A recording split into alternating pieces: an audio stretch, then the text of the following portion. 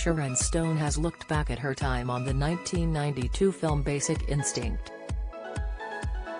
The star commented to InStyle's March issue about how she kept all the clothes from the thriller because she wasn't paid much. $500,000 does not seem like a small amount, but it was when compared to her co-star Michael Douglas' $14 million.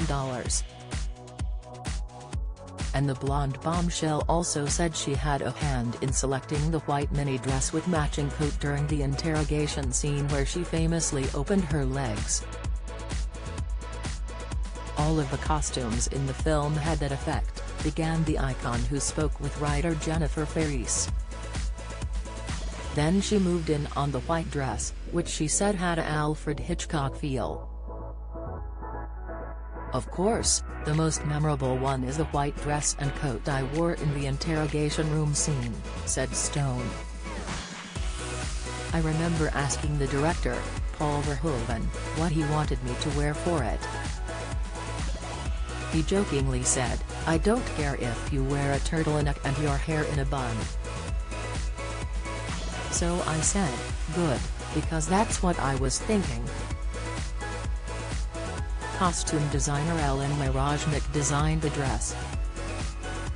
The scene was set up to be boring, with Stone sitting in a chair for most of it, but the director found a way to make it interesting. "The movie was a thriller and we were stopping the action to watch me sit still in a chair, so I thought the possibility of anybody giving 2shs about it was zero. But it was a showstopper. It turned out to be a pretty big deal," she said with a laugh. "When we were filming the part, where Catherine uncrosses her legs, flashing the detectives, the director asked me to remove my underwear because he said the white was reflecting the light. So I did. And the cinematographer told me that they couldn't see anything.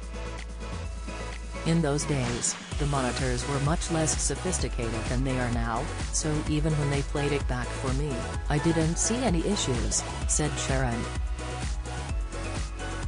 But when she saw the film before release, she could see much more.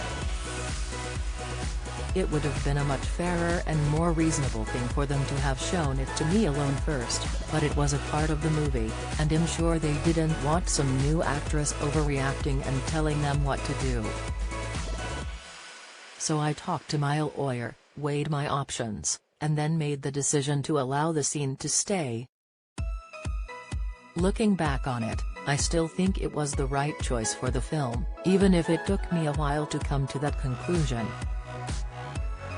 At the movie premiere she was with friend Faye Dunaway. "I'll never forget the moment when it ended. It was completely silent in the theater, and Faye grabbed my arm and said, 'Don't move.'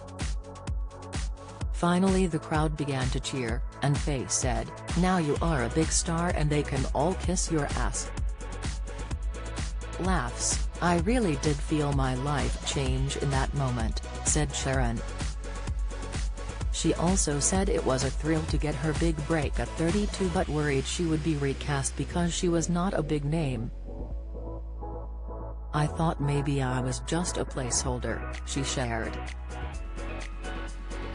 But she was not. It was those first few wardrobe fittings that it really started to sink in. "I couldn't believe how exciting it was and all of the incredible costumes that were being made just for me. I put in my contract that I could keep the clothes. People thought I was crazy, but the truth is I wasn't getting paid much compared to my male co-star. I made $500,000, Michael made $14 million. So keeping my costumes was a really smart thing to do." Mirojnick took her to Rodeo Drive and said, "You can pick out any one thing that you want for your character. At this point in my life, the idea that I could go into one of those high-end stores where a purse costs $20,000 and not feel like an imposter was beyond my comprehension. So to actually get to go into a Hermes and buy a cream cashmere throw was a wow moment." I have it wrapped around me the first time you meet Catherine in the film. And it immediately helped me feel the power and the wealth that this character had. Stone will next be in the second season of The Flight Attendant on HBO Max. Pick up the March 2022 issue of In Style, available on newsstands, on Amazon, and for digital download February 11.